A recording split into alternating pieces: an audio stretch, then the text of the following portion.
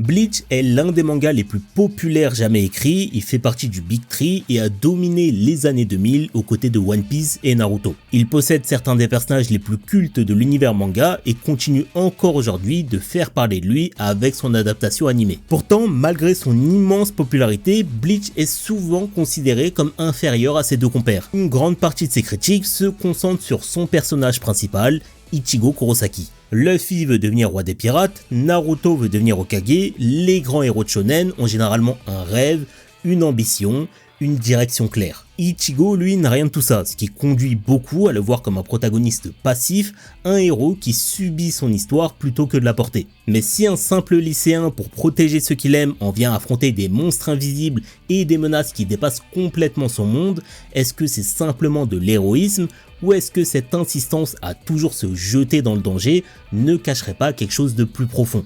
C'est précisément là que réside la particularité d'Ichigo, et ça explique aussi pourquoi il est aussi souvent mal interprété. Parce que ce qu'on retient d'Ichigo en regardant Bleach, évidemment, c'est ses transformations, son Bankai, son holo, ses combats iconiques. Mais derrière cette image de héros stylé, Ichigo est surtout un personnage construit autour de la culpabilité, du traumatisme et de la peur de l'impuissance. Et c'est là toute la différence, Ichigo n'est pas écrit comme Naruto ou Luffy. L'histoire d'Ichigo Kurosaki n'est pas celle d'un garçon qui veut devenir quelqu'un, c'est celle d'un enfant qui ne veut plus jamais perdre quelqu'un. Pour comprendre pourquoi Ichigo agit comme il agit, il faut retracer son parcours dans le manga et même plutôt dans sa vie en général. Ce qu'on sait d'Ichigo avant même le début du manga est qu'enfant il était d'une part un petit garçon très sensible et très proche de sa mère Masaki. Une relation simple d'une mère et son fils en apparence, mais qui repose déjà sur quelque chose d'important, un attachement très fort, presque excessif, presque une dépendance. Et d'autre part, la mort justement de sa mère lorsqu'il avait 9 ans. Pour la faire simple, pendant l'une de leurs balades, Ichigo s'est fait piéger par un holo et sa mère s'est interposée pour le protéger, ce qui lui a coûté la vie. Le détail essentiel ici, c'est qu'Ichigo est présent au moment du drame. Si la mort d'un parent est déjà traumatisante pour n'importe quel enfant, le point ici est qu'Ichigo établit inconsciemment un lien de causalité extrêmement violent. Ma mère est morte à cause de moi. Le problème avec les traumatismes, c'est qu'ils ne s'arrêtent pas au moment où l'événement se termine.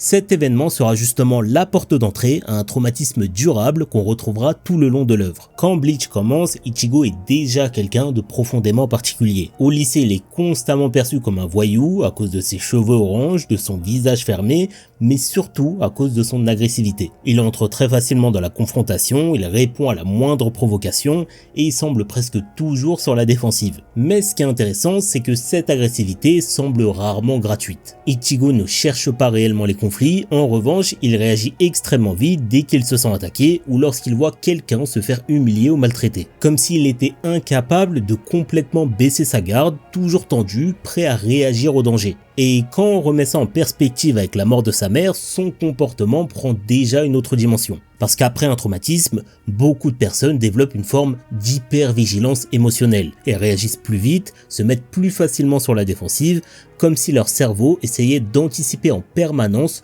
le prochain danger. Et Ichigo donne souvent exactement cette impression. Il paraît constamment prêt à réagir, à intervenir, à se battre s'il faut, pas parce qu'il aime le conflit, mais plutôt comme quelqu'un qui ne supporte plus l'idée d'être passif face à un danger, même si celui-ci le dépasse complètement. Puis arrive le véritable point de départ de Bleach, la rencontre d'Ichigo avec Rukia, une Shinigami. Un holo s'apprête à attaquer la famille d'Ichigo, Rukia est complètement dépassée et Ichigo a l'opportunité de sauver tout le monde, mais en prenant le risque de perdre la vie. Ce qui est intéressant ici, c'est la vitesse à laquelle Ichigo accepte de recevoir les pouvoirs de Shinigami malgré les risques. Parce que si on prend du recul à ce moment-là, il ne comprend absolument rien à ce qui est en train d'arriver. Il découvre les holos, les Shinigami, un monde surnaturel digne d'un jeu vidéo, il ne peut même pas forcément savoir qui sont les gentils ou les méchants. Mais malgré ça, il hésite très peu, la seule chose qui compte pour lui, c'est que sa famille est menacée. Alors il prend les pouvoirs de Rukia, quitte à en mourir, et se jette immédiatement dans le combat. Et quand on remet ça en perspective avec la mort de sa mère, son comportement devient beaucoup plus logique. Il se retrouve une nouvelle fois dans une situation où sa famille est en danger, mais avec cette fois une chose en plus, la possibilité d'agir. On pourrait du coup se demander, est-ce qu'Ichigo a accepté ses pouvoirs aussi vite seulement par héroïsme, pour sauver ses proches? Ou peut-être est-ce qu'il y avait une volonté de se rattraper, de réparer un traumatisme d'enfance? Et c'est probablement ici que commence à se construire la relation très particulière qu'Ichigo entretient avec la puissance. Dans beaucoup de shonen, devenir plus fort représente un moyen d'atteindre un rêve, une ambition, une quête personnelle. Chez Ichigo, la logique paraît beaucoup plus défensive. La force devient avant tout un moyen d'éviter de revivre un traumatisme, un refus de l'impuissance. Pour la première fois depuis des années, Ichigo possède enfin un moyen concret d'agir, et ce pouvoir va rapidement devenir essentiel pour lui. Parce qu'à chaque fois qu'il parvient à sauver quelqu'un, il valide inconsciemment une idée qui commençait déjà à se construire depuis l'enfance: si je suis assez fort, alors les gens autour de moi survivent. Et plus Bleach avance, plus cette logique semble prendre de la place dans le personnage. Quand quelqu'un souffre, Ichigo se sent responsable d'agir, quand quelqu'un est en danger, il veut intervenir lui-même, et quand il échoue, la culpabilité revient presque immédiatement. Comme si inconsciemment, chaque échec le renvoyait encore une fois à la mort de sa mère. L'arc suivant, celui de la Soul Society, commence avec quelque chose de très simple. Rukia va être exécuté. Et malgré le fait qu'Ichigo vienne à peine de se faire tarter au sol par Renji et Byakuya, il refuse immédiatement l'idée même de l'abandonner. Objectivement, c'est absurde, c'est juste une mission suicide, il risque de mourir lui et d'emporter ses amis avec lui dans sa chute. Ichigo et ses amis sont des humains qui viennent à peine d'obtenir leur pouvoir, et en face on a une institution vieille de plusieurs siècles qui est littéralement le monde des morts, qui contient une armée de Shinigami, une pléthore de lieutenants tous plus forts que lui, et 13 capitaines dont il peut même pas imaginer la puissance. Et pourtant, Ichigo y va quand même. Pourquoi? Évidemment par héroïsme, pour sauver une amie dans le besoin, mais aussi parce que pour Ichigo, encore une fois, voir quelqu'un mourir sans agir est psychologiquement insupportable. Et c'est là qu'on commence à avoir une énorme différence entre Ichigo et beaucoup d'héros de shonen. La plupart veulent changer le monde, Ichigo lui veut juste plus jamais revivre un traumatisme. Il ne combat pas pour une idéologie ou un rêve, il se retrouve au milieu de la mêlée parce qu'il refuse de revivre un traumatisme. C'est précisément pour ça qu'Ichigo entre aussi facilement en conflit avec la Soul Society. Parce que la Soul Society fonctionne sur une logique complètement opposée à la sienne. L'institution accepte les sacrifices, les règles, la hiérarchie, les pertes nécessaires. Rukia doit mourir parce que pour la Soul Society, protéger ne veut pas dire sauver. Pour eux, protéger le système, l'équilibre via la procédure passe bien avant la vie d'une seule personne. Et ça, Ichigo ne peut pas l'accepter, pas parce qu'il est révolutionnaire, pas parce qu'il veut détruire le système, mais parce que psychologiquement il refuse l'idée même qu'on puisse accepter la mort de quelqu'un. C'est extrêmement important pour comprendre le personnage d'Ichigo. Ichigo n'est pas motivé par un idéal de justice. Il ne cherche pas à faire le bien et encore moins à changer le monde, il réagit émotionnellement à la souffrance de ses proches. Et c'est aussi pour ça qu'il paraît parfois passif dans l'histoire, il ne poursuit pas un rêve lointain, il réagit émotionnellement aux gens qu'il veut protéger. Et le problème de ces événements de la Soul Society est qu'ils vont profondément renforcer les croyances inconscientes d'Ichigo. Parce que cette fois, ça marche. Ichigo contre toute attente devient beaucoup plus fort, il tabasse tous ses adversaires et parvient à sauver Rukia. L'univers valide totalement son schéma mental. Quand il est assez fort, les gens survivent. S'il refuse d'abandonner, il peut protéger tout le monde. Et c'est probablement ici que naît l'identité centrale d'Ichigo dans Bleach, celui qui protège. Le problème ici n'est évidemment pas le fait qu'Ichigo veuille protéger et sauver tout le monde, peu importe les risques. Ça au contraire c'est noble, courageux et héroïque. Le problème, c'est que ce qui n'était au départ qu'un traumatisme lié à la perte de sa mère devient progressivement une identité. Ichigo commence à se construire une identité dans laquelle sa valeur dépend de sa capacité à protéger les autres. Et le problème avec ça, c'est qu'à partir du moment où tu ne peux plus protéger les autres, si par exemple tu perds le contrôle ou si tu perds tes pouvoirs, tout ton équilibre mental peut s'effondrer. Et si Ichigo protège ses proches avec son Zanpakuto et son Bankai, vous normalement, vous avez juste besoin de CyberGhost VPN qui sponsorise cette vidéo. Aujourd'hui, entre les Wi-Fi publics, les trackers et les sites un peu douteux, protéger ses données sur internet est devenu presque indispensable. Un VPN permet justement de chiffrer votre connexion internet et de masquer votre adresse IP. En gros, ça protège vos données et rend votre navigation beaucoup plus sécurisée et privée quand vous êtes en ligne. Et CyberGhost, c'est l'un des services VPN les plus connus et fiables du marché. C'est plus de 38 millions d'utilisateurs et d'excellents avis sur Trustpilot.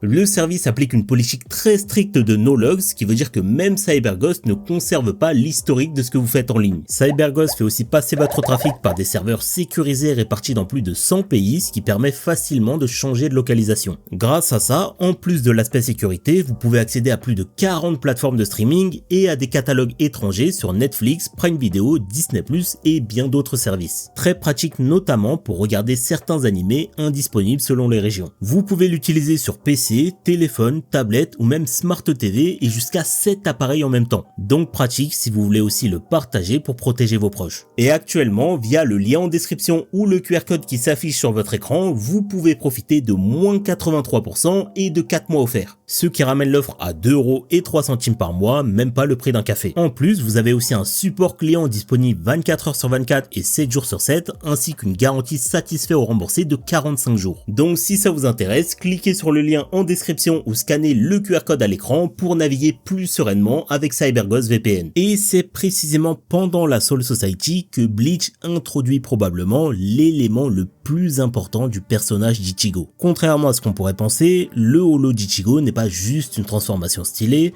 même si c'est vrai qu'il est stylé de zinzin. C'est surtout la matérialisation de tout ce qu'Ichigo refuse de voir en lui-même. Au milieu de la Soul Society, Ichigo commence progressivement à perdre le contrôle pendant ses combats. Son holo apparaît d'abord brièvement, puis de manière de plus en plus agressive, et une chose saute aux yeux, malgré sa puissance et le nombre de fois qu'il lui a sauvé la vie, Ichigo en a peur. Pas seulement parce que le holo est puissant, mais parce qu'il agit d'une manière qu'Ichigo rejette complètement. Il est violent, brutal, il prend du plaisir au combat, et surtout, il écrase ses adversaires sans aucune retenue. Là où Ichigo combat pour protéger, le holo lui combat pour dominer. Et cette position est essentielle parce qu'à partir de ce moment, Bleach commence à transformer les combats d'Ichigo en conflits psychologiques. Ce holo représente beaucoup de choses chez Ichigo. Déjà, il incarne toute la violence qu'il essaye constamment de contrôler. Parce que oui, si vous vous souvenez bien, Ichigo a toujours été quelqu'un de profondément émotionnel. Et les émotions, c'est pas que la joie et la tristesse, Ichigo ressent aussi énormément de colère, de frustration et de peur. Et le plus important encore, le holo apparaît seulement quand il est acculé psychologiquement, quand il a peur, quand il est impuissant, quand il sent qu'il va échouer à protéger quelqu'un. Autrement dit, plus la pression liée à son rôle de protecteur augmente, plus le holo prend de la place. Et ça c'est très important, le holo n'est pas juste une source de puissance, c'est aussi la manifestation de la peur d'Ichigo de ne pas être assez fort. Le conflit entre Ichigo et son holo n'est donc pas simplement le héros contre le monstre intérieur, le holo représente aussi une partie réelle d'Ichigo. Sa rage, son instinct de survie, sa violence, sa peur de perdre. Et c'est pour ça que son holo le provoque constamment. Il lui répète toujours la même chose, si tu hésites, si tu refuses cette violence, tu vas perdre. Derrière ça se cache une idée centrale du personnage, Ichigo veut protéger les autres mais sans devenir un monstre. Mais plus les ennemis deviennent puissants, plus cette contradiction devient difficile à maintenir. Parce que pour continuer à sauver les autres, Ichigo doit progressivement accepter des parties de lui-même qu'il déteste. Tout ce que le holo représente, encore une fois, sa rage, son instinct de survie, sa violence, sa peur de perdre. L'arc Arrancar est là où Bleach commence véritablement à pousser Ichigo dans ses limites psychologiques. Parce que maintenant, il s'agit plus de seulement gagner ses combats, il y a aussi la possibilité de devenir tout ce qu'il déteste. Et si jusqu'ici le holo représentait surtout une peur intérieure, la peur de perdre le contrôle, la peur de ne plus pouvoir protéger les autres, l'arc Arrancar va pousser cette logique à son point de rupture. Parce que cette fois, Ichigo ne va pas seulement affronter un ennemi, il va affronter quelqu'un qui remet directement en question sa façon entière de voir le monde. L'enlèvement d'Orihime est extrêmement important dans le parcours psychologique d'Ichigo, parce que narrativement c'est une réactivation directe de son traumatisme. Encore une fois quelqu'un disparaît, encore une fois il est plus ou moins responsable, et encore une fois il ressent cette même impuissance qu'avec la mort de sa mère. Et comme souvent, avec Ichigo, la situation devient immédiatement personnelle. Là où d'autres personnages réfléchissent en termes de stratégie ou de guerre, Ichigo lui fonctionne presque uniquement à l'émotion. Quelqu'un souffre, quelqu'un est en danger, donc il doit intervenir. Sauf que cette fois, le problème n'est pas seulement physique, parce qu'au Wekumondo, Ichigo va tomber sur l'opposé absolu de lui-même. Ulquiorra est probablement l'antagoniste le plus important du développement psychologique d'Ichigo. Pas parce qu'il est plus fort, mais parce qu'il représente tout ce qu'Ichigo refuse de devenir. Ulquiorra est vide émotionnellement, il comprend pas l'attachement humain, il comprend pas l'empathie, il comprend pas le cœur humain. Pour lui, les émotions sont irrationnelles, la souffrance est inévitable et les liens n'ont pas vraiment de sens. Et c'est précisément ce qui le met en opposition directe avec Ichigo, parce qu'Ichigo lui agit presque uniquement à travers ses émotions et ses liens avec les autres. Mais surtout, Ulquiorra va pousser Ichigo jusqu'à une situation où protéger les autres va lui demander d'abandonner son humanité. Et tout ça va culminer dans probablement le moment le plus violent psychologiquement de tout Bleach, la mort d'Ichigo face à Ulquiorra. Symboliquement, ce moment est essentiel parce qu'Ichigo échoue complètement dans le rôle qu'il s'est construit lui-même depuis l'enfance. Il n'a pas réussi à protéger Orihime, il n'a pas réussi à protéger ses amis, et encore pire, il est littéralement réduit à l'impuissance. Et c'est précisément à ce moment-là que le holo prend totalement le contrôle. Le Vasto Lorde n'est pas juste un power-up stylé, c'est l'incarnation du pire scénario possible pour Ichigo. Le moment où son obsession de protéger les autres finit par détruire complètement son humanité. Parce que oui, techniquement, Ichigo protège Orihime, il bat le Kyora, il sauve ses proches, mais il le fait en devenant quelque chose de terrifiant. Le problème, c'est que le holo ne protège pas par empathie, il protège par instinct, par violence, par domination. Et pendant toute cette scène, Ichigo ne ressemble plus à un humain, il ressemble à une créature qui détruit tout ce qui se trouve devant elle, et c'est probablement la plus grande peur du personnage depuis le début. Protéger les autres, certes, mais devenir lui-même un danger pour eux. Le paradoxe d'Ichigo commence alors à devenir évident. Plus il cherche la puissance désespérément pour empêcher les gens de mourir, plus cette puissance fait de lui quelqu'un de dangereux pour ses proches. Après le combat contre le Kyora, quelque chose change définitivement chez Ichigo. Il a enfin obtenu ce qu'il cherchait depuis le début, assez de puissance pour protéger les autres, sauf que cette puissance lui a aussi montré quelque chose de terrifiant. Plus Ichigo devient fort, plus il commence à perdre le contrôle de qui il est. Et c'est précisément là qu'intervient Aizen, parce qu'au-delà d'être l'un des grands méchants de Bleach, Aizen est surtout le personnage qui détruit complètement les repères d'Ichigo. Depuis le début de l'histoire, Aizen semble toujours avoir plusieurs coups d'avance. Il manipule la Soul Society, les Arrancar, les capitaines et même indirectement Ichigo lui-même. Et pour Ichigo, c'est un cauchemar parce que toute sa construction mentale repose sur une idée simple. Si je deviens plus fort, je pourrai protéger les autres. Sauf qu'avec Aizen, même en devenant plus fort encore et encore, il reste constamment dépassé. Aizen réduit Ichigo à l'impuissance psychologique. Pas parce qu'il est plus fort, mais parce qu'il lui donne l'impression que toute sa progression faisait déjà partie du plan depuis le début. Et c'est justement cette crise qui mène à Dangai Ichigo. Une forme souvent vue comme le moment où Ichigo devient trop fort, alors qu'en réalité, c'est surtout le moment où il fusionne complètement avec son pouvoir. Pendant l'entraînement dans le Dangai, Ichigo cesse progressivement d'opposer ses différentes parties. Son holo, son Zanpakuto, sa peur, sa violence, tout commence à se mélanger. Depuis le début du manga, Ichigo vit ses pouvoirs comme quelque chose d'extérieur à lui, quelque chose qu'il doit contrôler. Mais dans le Dangai, il commence enfin à accepter que cette puissance fait partie de lui. Et cette évolution mène directement au Getsuga Tensho ultime. Une technique qui résume parfaitement le personnage d'Ichigo, parce que pour arrêter Aizen, Ichigo est prêt à perdre absolument tout ce qui le définit. Le Getsuga Tensho ultime, c'est littéralement Ichigo qui accepte de sacrifier ses pouvoirs, donc ce qui est devenu son identité, pour protéger les autres. On l'a bien vu, depuis qu'il a rencontré Rukia, sa capacité à protéger les autres est devenue le centre de sa vie. Donc perdre ses pouvoirs, ce n'est pas seulement perdre de la force, pour Ichigo, c'est perdre ce qui donnait littéralement un sens à sa vie. Et c'est là que Bleach fait quelque chose de très intéressant, parce qu'après le plus grand combat du manga, Ichigo ne ressent pas du triomphe ou de la gloire, il ressent du vide. Pour beaucoup de héros de shonen, gagner signifie accomplir un rêve, mais Ichigo n'a jamais eu de rêve. Toute son identité s'est construite autour d'une seule chose, pouvoir protéger les autres. Quand ces pouvoirs disparaissent, ce n'est pas juste une perte de puissance, c'est donc une perte d'identité. Et c'est la première fois depuis sa rencontre avec Rukia qu'Ichigo se retrouve forcé d'exister, plus de Zanpakuto, plus de Bankai, plus de rôle de protecteur, juste lui-même, et le problème c'est qu'il ne sait plus vraiment qui il est sans tout ça. Et c'est justement cette sensation de vide qui va mener à l'arc Fullbring, un arc souvent sous-estimé de Bleach alors qu'il est probablement l'un des plus importants psychologiquement pour Ichigo. Parce que pour la première fois depuis le début du manga, Ichigo n'a plus rien derrière quoi se cacher. Pendant une grande partie de l'arc, Ichigo revient simplement un humain normal, et sur le papier, c'était un peu ce qu'il voulait au tout début de Bleach. Une vie normale, pas de monstres ou de fantômes de tous les côtés. Mais maintenant qu'il l'a obtenu, Ichigo ne va pas bien du tout.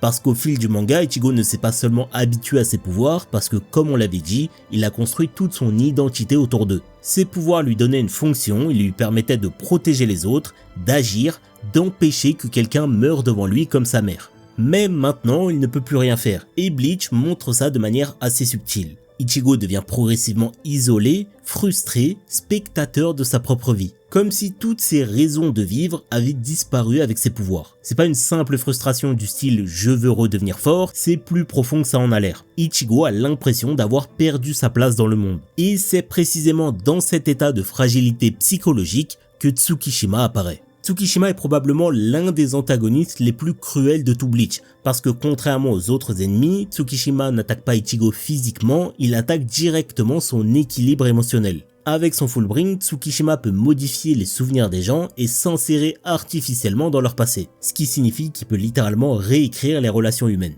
Et pour Ichigo, c'est un cauchemar absolu. Depuis le début du manga, ses liens avec les autres, c'est ce qui le maintiennent debout. C'est pour eux qu'il se bat, c'est grâce à eux qu'il avance, et Tsukishima, c'est précisément ce qui détruit. Pour la première fois, Ichigo ne peut même plus faire confiance à la réalité. Encore une fois, Ichigo se retrouve dans la pire situation possible pour lui, voir les personnes auxquelles il tient lui être arrachées sans pouvoir les protéger. Et c'est probablement là que la vraie crise identitaire d'Ichigo atteint son sommet, parce qu'à ce moment du manga, il ne sait plus vraiment qui il est. Pendant longtemps, Ichigo pensait que ses pouvoirs étaient simplement un outil, mais l'arc Fullbring lui montre exactement ce dont on parle depuis le début. Il se rend compte que ses pouvoirs étaient devenus sa manière d'exister. Depuis la mort de sa mère, il s'est construit inconsciemment autour d'une idée, si je suis assez fort, les gens survivront. Et comme toute sa vie a fini par tourner autour de ce rôle de protecteur, sans pouvoir, sans capacité d'agir, sans possibilité de protéger les autres, Ichigo progressivement ne sait plus du tout quoi faire, il ne sait plus vivre comme il est. Le paradoxe d'Ichigo devient donc assez évident, il voulait devenir plus fort pour protéger les autres, mais à force de lier toute son identité à cette mission, il en vient à ne plus savoir vivre autrement. Et c'est là que Bleach commence enfin à répondre à la plus grande question autour d'Ichigo, mais qui est réellement Ichigo Kurosaki? Parce que depuis le début du manga, Ichigo avance sans jamais réellement se comprendre. Ses pouvoirs lui échappent, son holo lui fait peur, et plus il devient fort, plus il a l'impression de ne plus complètement se reconnaître. Et pendant longtemps, Ichigo compense ce malaise d'une seule manière, en devenant un protecteur. Protéger les autres devient son rôle, sa fonction, sa manière d'exister. Parce que tant qu'il protège quelqu'un, il n'a pas besoin de se demander qui il est réellement. Mais l'arc final de Bleach va complètement détruire cette illusion. Parce qu'Ichigo découvre progressivement qu'il n'est pas seulement humain, ni seulement Shinigami, ni seulement Holo, ni seulement Quincy. Il est tout à la fois. Et pour la première fois, ces contradictions commencent enfin à avoir un sens. Tout ce qu'Ichigo rejetait depuis le début, son holo, ses pouvoirs, ses instincts, faisait simplement partie de lui. C'est précisément ce que représente The Blade Is Me, probablement le moment le plus important de toute la construction du personnage. Pendant des années, Ichigo a vécu ses pouvoirs comme quelque chose qui devait contrôler, quelque chose qui devait contenir, parfois même combattre. Mais pour la première fois, il arrête de se diviser intérieurement. Il accepte enfin que toutes ses parts, sa peur, sa violence, son instinct, son humanité, son pouvoir, forment une seule et même personne, Ichigo Kurosaki. Et c'est ça la vraie résolution du personnage, pas un gain de puissance, pas une transformation finale, une réconciliation intérieure. Parce qu'au fond, Ichigo n'a jamais vraiment cherché la force, il cherchait une manière cohérente d'exister. Depuis la mort de sa mère, il essayait inconsciemment de donner un sens à sa culpabilité en protégeant les autres. Mais maintenant qu'il comprend enfin qui il est, il n'a plus besoin d'un rôle qui le définisse, il n'a plus besoin d'une identité fabriquée. Il continue de protéger les autres, mais cette fois ce n'est plus pour combler un vide, c'est simplement devenu une partie naturelle de lui-même. Et c'est pour ça que Yūhabara fonctionne aussi bien comme dernier antagoniste. Parce qu'au fond, il refuse exactement la même chose qu'Ichigo depuis le début, la souffrance, la perte, la mort. Son objectif n'est pas seulement de conquérir le monde, c'est de créer une réalité où plus personne n'aura jamais peur de perdre quelqu'un. Un monde sans séparation, sans mort, sans souffrance. Autrement dit, un monde où le traumatisme d'Ichigo n'aurait jamais pu exister. Mais là où lui cherche à supprimer cette souffrance, Ichigo finit par comprendre quelque chose de complètement différent. La douleur fait partie de la vie, la perte aussi, et malgré ça, il faut continuer d'avancer. Pas pour fuir le passé, pas pour réparer quelque chose d'irréparable, tout simplement pour continuer à vivre. Naruto veut devenir Hokage, Luffy veut devenir le roi des pirates, mais Ichigo Kurosaki n'a jamais poursuivi un rêve. Depuis le début, c'est juste un enfant qui essaye de ne plus jamais revivre le pire moment de sa vie. Ichigo n'a jamais cherché à devenir le plus fort, il a simplement grandi avec une idée devenue impossible à abandonner. S'il est faible, les gens qu'il aime mourront. Et c'est ce qui rend Ichigo si différent des autres héros de shonen, parce qu'il se bat rarement pour lui-même ou pour une idéologie. La plupart du temps, Ichigo combat pour empêcher une perte ou une disparition, pour empêcher entre guillemets quelqu'un de le faire souffrir. Pendant longtemps, toute son identité repose sur cette peur, la peur de ne pas être assez fort, la peur d'arriver trop tard, la peur de redevenir cet enfant impuissant sous la pluie. Mais au fil de Bleach, Ichigo finit par comprendre quelque chose d'essentiel. La souffrance ne disparaît jamais complètement, la perte non plus, on peut pas effacer les traumatismes, on peut pas réparer des souvenirs, et c'est précisément pour ça que la fin de Bleach est aussi simple. Ichigo ne conquiert pas le monde, il ne change pas la Soul Society, il vit, il travaille, il construit une famille, il avance enfin sans être uniquement défini par ce qu'il a perdu. Et au fond, c'est peut-être ça que raconte réellement Bleach, pas seulement l'histoire d'un garçon devenu plus fort, mais celle d'un enfant qui a transformé sa culpabilité en raison de vivre.